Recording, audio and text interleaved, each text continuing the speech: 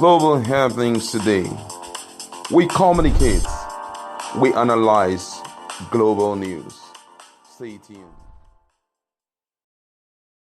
Hello, beautiful people. Welcome to Global Happenings today. The next election that will general election that will be taking place in 2023 is one of the most talked about in Nigeria and one of the most unpredictable in Nigeria. Hence, a lot of permutations, reactions, and a lot of people are beginning to speak to their favorite on what to do to get it right. It has never been this open contest before. It has always been between APC and PDP, the ruling party against the opposition, single opposition party. But right now, there have been series of the campaign here and there. Some in opposition, the campaign to LP. Then we have the NNPP Kwangwa team, and the fact that they're also looking for big guns to deputize them, to change the narrative. So it's almost an open game. But as we speak, prominent Igbos, prominent Southerners, and prominent Southwesterners are beginning to give advice, judging the fact that on social media and in some quarters, a lot of people are already obedient, and they're saying for them to get this right, this must be done and this must never happen. In the moment, you're going to find out all the rules and regulations given if Peter Obi can or will emerge as the president of Nigeria. These things must be avoided and also must be done. But before we go to the newspaper, like you, subscribe to our channel, hit on the red subscribe button and the bell notification icon to get notified as soon as we update our channel on YouTube. Let's hit the ground running. It is no longer news that the presidential candidate of Labour Party, Peter Obi, has gained support from some Nigerians who call themselves the Obedients. These people are confident that Peter Obi is a candidate to watch out for in 2023 presidential election, and they have stated that they decided to support him because of the vision he has for Nigeria. Come to think of it, is Peter Obi the only Southeast presidential candidate? The answer is no, because we have Peter Omadi of APGA, that's APGA, and we have Dumobi Kachuku of ADC. Peter Obi seems to be the most popular amongst them, and in an interview with Punch, the former governor of Enugu State and ex-PDP national chairman Dr. Okekwesileze Nwodo revealed that the Igbos must not do if they want Peter Obi to become the next president. Nwodo said no tribe in Nigeria can produce the president of Nigeria alone, and that with the Southeast people, and what the Southeast people need is cooperation with other tribes. Adding that if the Igbos cannot get votes outside Southeast, they won't get the 2/3 majority of votes. Nwodo said Peter Obi is the one that can penetrate the north and west and get the spread of 2/3 of those states. He said for this to be successful and for Peter Obi to win, the Igbos must not make it an Igbo-centric agenda, and that if it becomes an Igbo-centric agenda, Peter Obi cannot win. He said the Igbos must not go to social media and start antagonizing other tribes or venting their anger on them. Let me quote him word for word. He said the truth of the matter is we are fighting from a position of weakness. I take that again.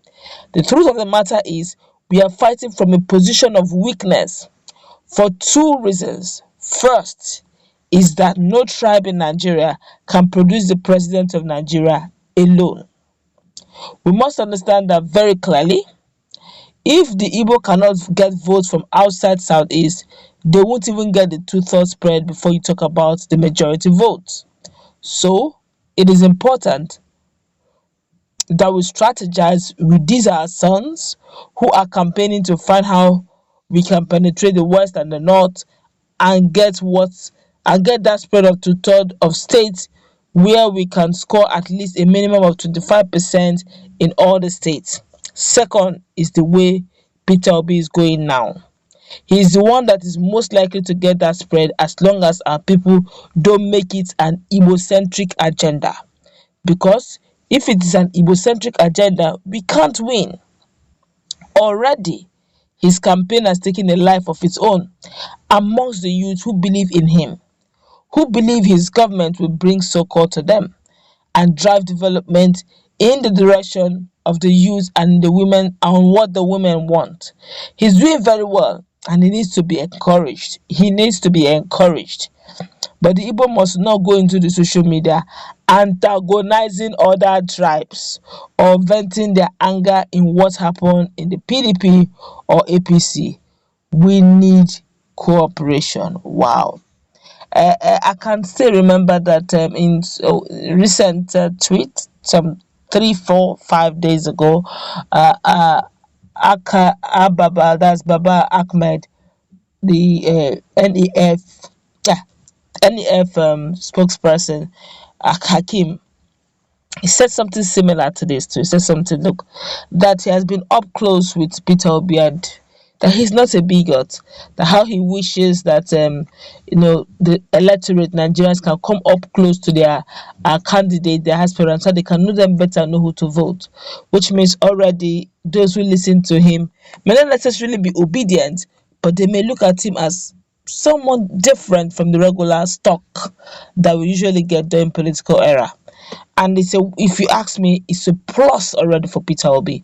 You may not struggle to put him in your team, but what Waldo is saying in a nutshell is, can you please dose down this idea of, oh, Peter Obi is our illustrious son, oh, Peter Obi is a Biafran, or oh, Peter Obi is from Southeast, or he will be marginalized, give it to Southeast.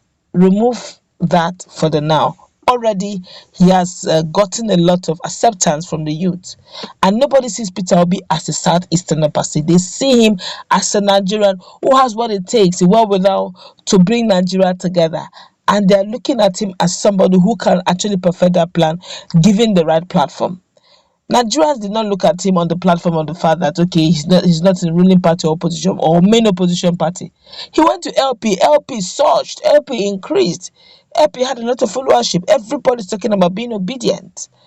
Yes, some people like the likes of Loretta Onoche said he's a social media president. Well, with the way the youth are going, I just pray that INEC will not, by default, disenfranchise the youth by not allowing them to get as proper registration as they can. If they can, please ensure that all Nigerians get properly registered, duly registered, and also get their PVC as at when due or even before the elections.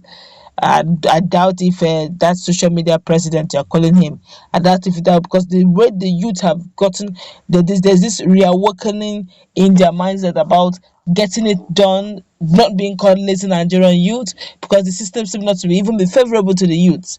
Now if you can get someone who's thinking, whose think tank is proportional to his promises, then Nigerians are seeing hope eventually at last. Sometimes before now, Nigerians are saying despair, everybody wants to jackpot, but with this, Nigerians are beginning to feel that just maybe there's light in the tunnel after all. Well, let's feel the pulse of Nigeria. Just take one or two comments and wrap this up. This one here is saying it's a belated advice. They have done and overdone that already. So we all know Obi is an Igbo project. My God. And that person here is saying, very good advice, but it's too late. The Igbo and Peter himself believe they don't need the other tribe. That is an Igbo affair.